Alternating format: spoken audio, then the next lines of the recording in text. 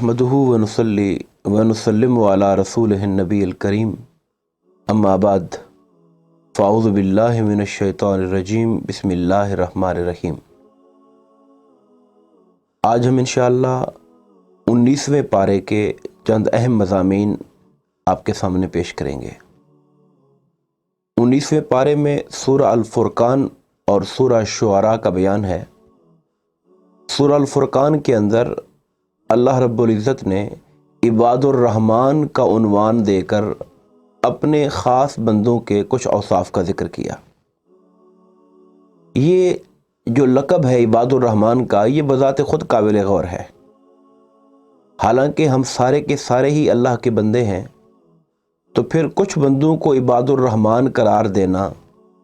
इसका ये मतलब है कि कहलाने को तो हम सारे उसी के बंदे हैं, मगर काबिल फ़ख्र बंदे वो हैं और काबिल एज़ाज़ बंदे वो हैं जिन्हें रब्बे कायनात ख़ुद कहे कि ये मेरे बंदे हैं और ये रहमान के बंदे हैं। अब वो कौन से लोग हैं, ताकि पता चले कि रहमान के बंदों की एक तो पहचान हो जाए कि वो कौन होते हैं, और दूसरा ये कि हम में से कोई अगर ये तमन्ना करे कि मैं रहमान के बंदों में शामिल हो जाऊं, उसके पसंदीदा बंदों में शामिल हो जाऊं जिन्हें वो ख़ुद कहता है कि ये मेरे बंदे हैं, तो उन्हें उन औसाफ़ की ख़बर हो जाए जिन पर अमल करने से इंसान रहमान के ख़ास बंदों में शामिल हो जाता है। सबसे पहली चीज़ फरमाई कि ये वो लोग होते हैं जो ज़मीन पर आजिज़ी से चलते हैं, यानी उनके पैकर में उनको देखकर, यानी उनसे बात करना तो दूर की बात है, उनसे मुआमला करना तो बहुत आगे की बात है, महज उनको चलता देखकर, अपने सामने से गुज़रता देखकर अंदाज़ा हो जाता है कि ये कोई आम इंसान नहीं है। उसकी चाल, उसका चलना और उसकी चाल में जो वक़ार है, उसकी चाल के अंदर जो एक आजिज़ी का पहलू है, तवाज़ो है, वो बताएगा कि ये बंदा एक बामकसद इंसान है और कोई वो इंसान नहीं है जो एक बेमकसद ज़िंदगी गुजार रहा होता है। आजिज़ी से मुराद ये भी नहीं है कि कोई बीमारों की तरह कमज़ोर होकर चले, और आजिज़ी से मुराद यहाँ पर यह है कि इंसान वक़ार के साथ अपनी चाल को चले। हुज़ूर नबी करीम अलैहिस्सलातु वस्सलाम के बारे में आता है कि जब आप चलते थे तो आप अपना पूरा कदम उठा के रखते थे और ऐसे महसूस होता था कि जैसे आप ढलवान से उतर रहे हैं। दूसरी सिफ़त फरमाई कि जब कभी जाहिल उनसे मुखातिब हों, जाहिल से मुराद यहाँ वो जाहिल नहीं है जिसको कोई बात मालूम ना हो और वो मालूम करना चाहे, वो तो बड़ा अच्छी बात है किसी को कोई बात मालूम ना हो तो पूछे। यहाँ जाहिल से मुराद वो इंसान है जो अक्खड़पन का मुजाहरा करता है, जिसका मकसद समझना नहीं है, बात को तूल देना, बहस करना, बेनतीजा किस्म की बहस करना है। मैं जब ये लोग जब वो उनसे मुखातिब होते हैं, जाहिलीन जब इनसे मुखातिब होते हैं, तो ये लोग उसमें उलझते नहीं हैं, कालू सलामा, उन्हें सलाम कहकर आगे निकल जाते हैं। क्योंकि जब इंसान की ज़िंदगी का मकसद मुतय्यन हो तो फिर वो गैर ज़रूरी कामों में कभी अपने आप को नहीं उलझाता। दूसरी बात फरमाई कि इनकी रातें ऐसे गुजरती हैं कि ये कभी खुदा के हुजूर सजदे में होते हैं और कभी अल्लाह के हुजूर क़याम में होते हैं। उलमाए किराम ने यहाँ इससे मुराद नमाज तहज्जुद के पढ़ने को मुराद लिया है। चौथी सिफत ये फरमाई कि ये वो लोग होते हैं जो बावजूद इसके कि रब्बे कायनात की बारगाह में सारी सारी रात खड़े होकर उसकी इबादत करते हैं, रकू व सुजूद में गुजारते हैं, मगर जहन्नम का खौफ इनके दिल में रहता है और ये रब्बे कायनात की बारगाह में इल्तिजा करते हैं कि अल्लाह अज़ाब जहन्नम को हमसे हटा दे, बेशक इसका जो अज़ाब है वो बड़ा चिमट जाने वाला है। फिर फरमाया कि रहमान के बंदे वो होते हैं जो खर्च करते हैं, तो जब खर्च करते हैं तो इसराफ भी नहीं करते, हद से आगे नहीं बढ़ जाते, और इसराफ का मतलब ये होता है कि उस जगह खर्च करना जो अल्लाह को पसंद नहीं है, वरना अल्लाह की पसंदीदा जगहों पर इंसान जितना भी खर्च करे वो इसराफ नहीं होता, और न ही जहाँ खर्च करना ज़रूरी है वहाँ कमी करते हैं, बल्कि वो इसके माबैन एतदाल की राह पर चलते हैं। उसके बाद फरमाया रहमान के बंदे वो होते हैं जो शिर्क से इज्तिनाब करते हैं, जो कत्ल नाहक से अपने आप को बचा के रखते हैं, जो बदकारी और जिना से, हत्ता कि उसके दवाइयात से और वो चीज़ें जो उस तरफ करीब लेकर जाएं, उससे भी अपने आप को महफूज रखते हैं।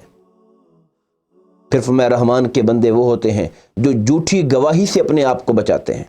झूठी गवाही से बचाते हैं, اور بعض علماء نے کہا یہاں اس سے مراد یہ ہے کہ وہ جھوٹی مجالس، ایسی مجلسیں جہاں پر بیکار جھوٹ، غیبت اور چغلی کی باتیں ہوں، رحمان کے بندے اپنے آپ کو وہاں نہیں الجھاتے، ان سے بچ کے رہتے ہیں۔ پھر فرمایا رحمان کے بندے وہ ہوتے ہیں جو اللہ کی کتاب پر غور و فکر کرتے ہیں، وہ اس پر اندھو اور بہروں کی طرح گر نہیں پڑتے بلکہ دھیان دیتے ہیں، اس کی تاثیر اپنے دل پر قبول کرتے ہیں اور اپنے آپ کو عمل پر آمادہ کرتے ہیں۔ اور آخری بات فرمائی رحمان کے بندے وہ ہوتے ہیں جن کے لب پر یہ دعا ہوتی ہے کہ اے اللہ ہمیں ہماری بیویوں، ہماری اولادوں سے آنکھوں کی ٹھنڈک عطا فرما اور ہمیں متقین اور پرہیزگاروں کا پیشوا بنا۔ یعنی اپنے گھر سے بھی اللہ پاک کی بارگاہ سے دعا کرنا کہ ہماری اولاد اور ہماری بیویوں کو آنکھوں کی ٹھنڈک بنا، یعنی ان سے ہمیں نیکی اور تقوی کی راہ پر چلیں گے جب وہ، تو ہماری آنکھیں ٹھنڈی ہو جائیں گی، انہیں پیشوا بنا پرہیزگاروں کا۔ پھر اللہ پاک نے ان کا اجر و انعام ذکر کیا کہ جو ان اوصاف کے مالک ہیں ہم نے ان کے لیے جنت کے بالا خانے تیار کر رکھے ہیں، جنت کی اونچی منازل وہ ان کے لیے تیار ہیں، اور جب وہ جنت میں جائیں گے ہر جگہ ان کی پیشوائی سلام کے ساتھ ہوگی، ملائکہ ان کو سلام کریں گے۔ کس قدر عالی مرتبت ہے وہ انسان جو ہیں تو انسان، مگر ملائکہ انہیں سلام کرتے ہیں اور ان سے کہیں گے کہ تم بڑے پاکیزہ لوگ ہو، تم پہ اللہ کی طرف سے بھی سلام ہو، ہماری جانب سے بھی سلام ہو۔ اور پھر قرآن یہ بھی کہتا ہے کہ اگر وہ جو یہ اعمال کرنے والے اور نیکی پہ قائم رہنے والے لوگ ہیں، اگر ان سے چھوٹی موٹی خطائیں اور غلطیاں بھی بتقاضۂ بشری انسانی ہو گئیں تو رب کائنات ان کی کوتاہیوں کو بھی نیکیوں میں بدل ڈالے گا اور اس کا بھی انعام عطا فرما دے گا۔ پھر اس کے بعد رب کائنات نے غلط صحبت میں رہنے والے وہ لوگ جو اپنا ہاتھ ایمان سے دھو بیٹھتے ہیں، جو اعمال صالحہ سے ہٹ جاتے ہیں، جن کی کمپنی غلط ہوتی ہے، اللہ پاک نے ارشاد فرمایا کہ قیامت کے دن جو ظالم انسان ہوں گے، اب ظالم سے مراد مشرک اور کافر بھی ہیں، اور ظالم سے مراد وہ بھی ہیں جو انسانی مخلوق پہ ظلم کرتے ہیں، وہ اس دن جب اپنی بدعمالیوں کی سزا ان کے سامنے آئے گی، وہ حسرت اور مایوسی میں اپنی انگلیوں کو کاٹیں گے اور کہیں گے کہ کاش میں نے فلاں کو اپنا دوست نہ بنایا ہوتا، یہ اس کی دوستی کی وجہ سے میں برے راہ پر چل پڑا تھا۔ اس دن ان کے پاس کوئی اور چارہ نہیں ہوگا اور وہ حسرت و غم سے اپنی انگلیاں کاٹیں گے اور کہیں گے کاش ہم نے رسول اللہ کا رستہ اختیار کیا ہوتا، ہم نے امت کے صالحین اور اولیاء کا رستہ اختیار کیا ہوتا، تو آج ہم بھی خدا کی بارگاہ میں مقرب ہوتے اور انعامات سے مستفید ہو رہے ہوتے۔ اور پھر آخری بات سورہ الفرقان کے مضمون کی جو بیان کرنا چاہوں گا وہ یہ کہ حضور نبی کریم علیہ الصلوۃ والسلام اللہ پاک کی بارگاہ میں عرض کریں گے کہ اے اللہ میری قوم نے قرآن پاک کو چھوڑ دیا تھا۔ علماء نے بعض نے اس سے مراد تو یہ لیا ہے کہ کفار اس سے مراد ہیں کہ جنہوں نے حضور کی دعوت قرآن کو قبول نہیں کیا اور قرآن جو ان کے لیے ہدایت کے رستے کھول رہا تھا اس سے انہوں نے اپنی آنکھیں بند کر لیں۔ یہ بالکل بجا، اس کا اطلاق اول یہی ہے، مگر اس کے ساتھ ساتھ حضرت علامہ ابن قیم لکھتے ہیں کہ قرآن پاک کو چھوڑنے کا یہ مطلب بھی ہے، ایک تو وہ کہ جو نہ سنتا ہے نہ ایمان لاتا ہے، اور اس کے اطلاق میں وہ لوگ بھی شامل ہو جاتے ہیں جو ایمان تو لاتے ہیں، پڑھتے بھی ہیں، مگر قرآن پاک کو اپنی زندگی کے عمل میں نہیں ڈالتے۔ اس میں وہ لوگ بھی شامل ہو جاتے ہیں جو اپنے باہمی تنازعات میں اور جھگڑوں میں قرآن پاک کو حکم نہیں بناتے، اپنی اتھارٹی فیصلے کی قرآن کو نہیں مانتے اور طاغوت سے رہنمائی لیتے ہیں، شیطانی قوانین سے، اور وہ قوانین جو قرآن پاک سے متصادم ہیں ان کو برتری دیتے ہیں۔ وہ یقیناً اس آیت کریمہ کا مصداق ہے، حضور فریاد کریں گے ان کے خلاف۔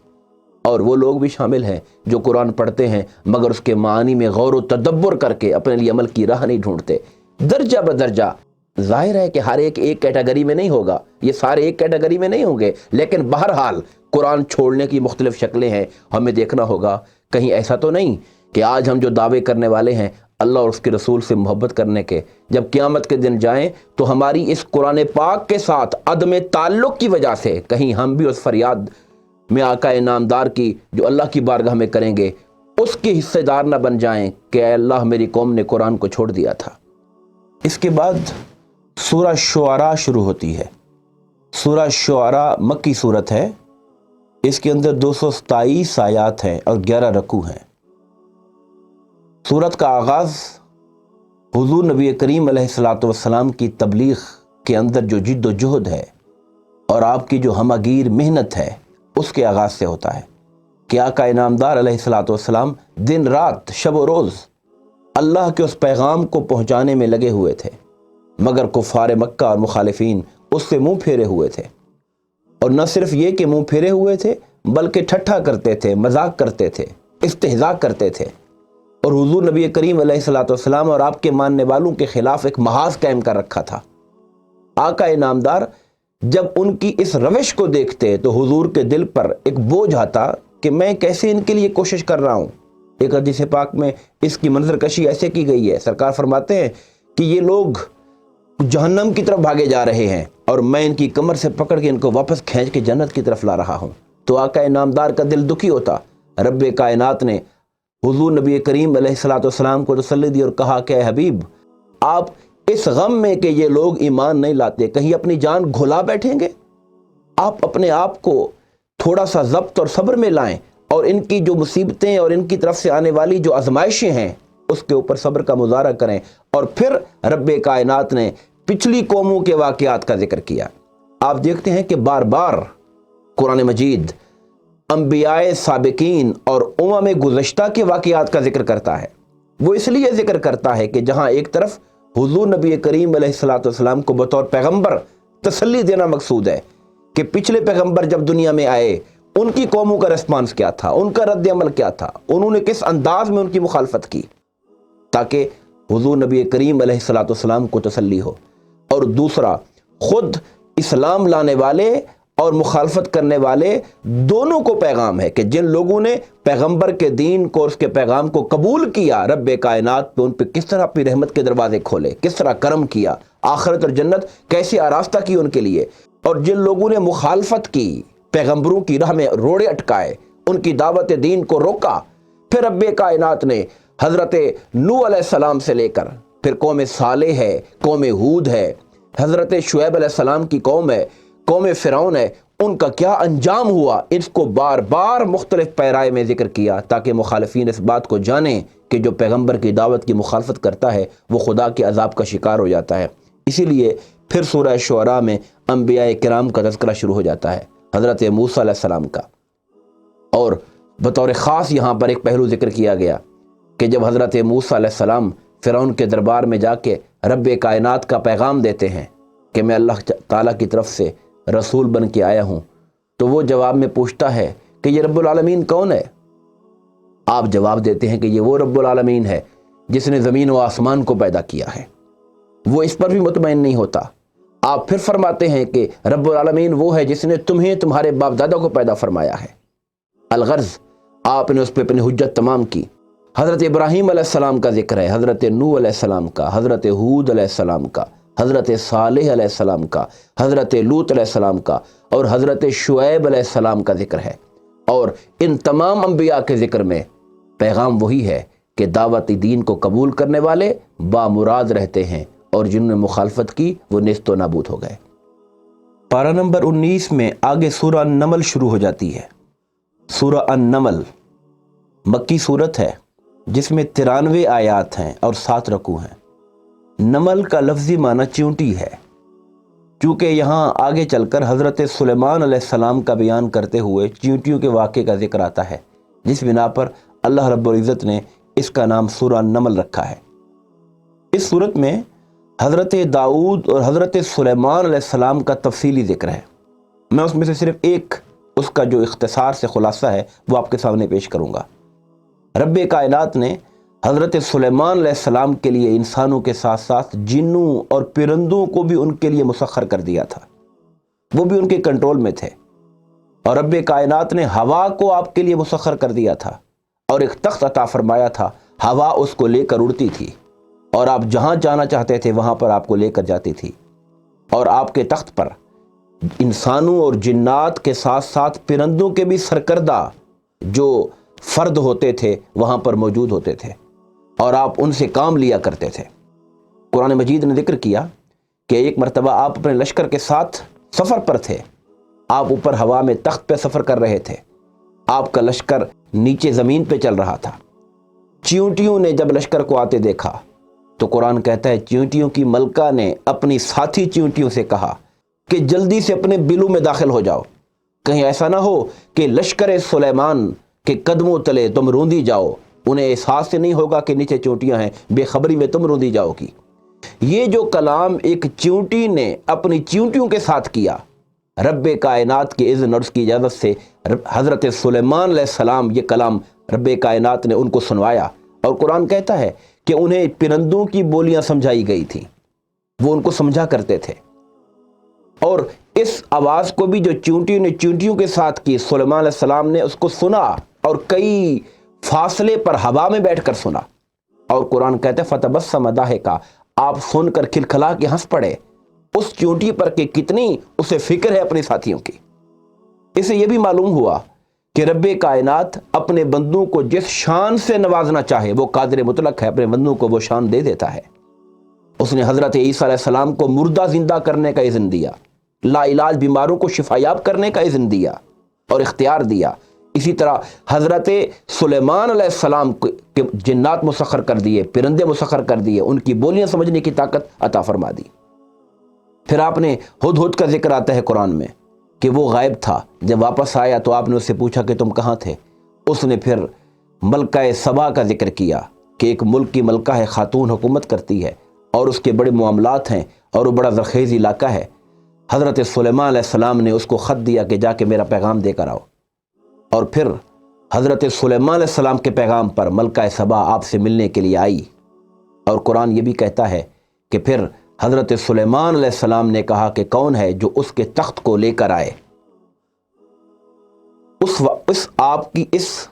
خواہش کے اوپر کہ اس کا تخت کون لائے گا، قرآن کہتا ہے کہ ایک بہت بڑا دیو ہے کل جن کھڑا ہوا، اس نے کہا کہ میں جا کر وہ لے کر آتا ہوں۔ آپ نے فرمایا کہ کتنی دیر میں لاؤ گے؟ اس نے جواب دیا آپ کی مجلس ختم ہونے سے پہلے لے کر آؤں گا۔ حضرت سلیمان کہتے نہیں، مجھے اس سے پہلے چاہیے۔ پھر ایک انسان کھڑا ہوا، ان کا ایک امتی اور ایک صحابی کھڑا ہوا،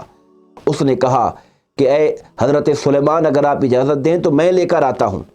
فرمایا کتنے دیر میں؟ کہا آپ کی آنکھ کے جھپکنے سے پہلے لے کر آتا ہوں۔ یہ وہ شخص تھا جس کے بارے میں قرآن کہتا ہے اسے علم کتاب حاصل تھا، اپنے زمانے کی کتاب کا۔ آپ اندازہ لگائیں کہ رب کائنات اپنے بندوں کو کس کس نعمت سے نواز دیتا ہے کہ ایک انسان جو نبی بھی نہیں ہے، آپ اسے حضرت سلیمان کا صحابی کہیں گے، اس امت کا ولی کہیں گے، اسے رب کائنات نے یہ اختیار عطا فرمایا کہ وہ آنے واحد میں، آنکھ کے جھپکنے میں کئی 100 کلومیٹر کے فاصلے سے وزنی تخت کو آپ کے سامنے حاضر کر دیتا ہے، اور آپ پھر از راہ تشکر و عاجزی کہتے ہیں کہ یہ میرے رب کا فضل ہے جو اس نے ہم پر کیا ہوا ہے۔ اور پھر ملکہ سبا کی آمد پر آپ اپنے محل کو آراستہ اور پیراستہ کرتے ہیں، اور وہ آپ کے پاس جب آتی ہے تو آپ کے محل کے فرش کی جو ایک انتہائی خوبصورت قسم کا جو نظارہ تھا اور شیشہ تھا اور نیچے پانی تھا، وہاں پہ آ کر وہ اس طرح سے اس نے اپنی پنڈلیوں سے کپڑا اوپر کیا، وہ سمجھے کہ شاید پانی ہے، مگر آپ نے کہا نہیں، یہ تو فرش ہے۔